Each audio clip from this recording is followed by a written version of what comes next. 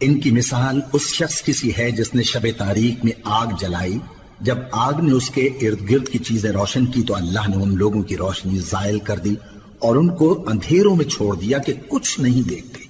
یہ بہرے ہیں، گونگے ہیں، اندھے ہیں کہ کسی طرح سیدھے رستے کی طرف لوٹ ہی نہیں سکتے۔ یا ان کی مثال میں کسی ہے کہ آسمان سے برس رہا ہو اور اس میں اندھیرے پر اندھیرا چھا رہا ہو اور بادل گرج رہا ہو اور بجلی کوند رہی ہو تو یہ کڑک سے ڈر کر موت کے خوف سے کانوں میں انگلیاں دے لے، اور اللہ کافروں کو ہر طرف سے گھیرے ہوئے ہے۔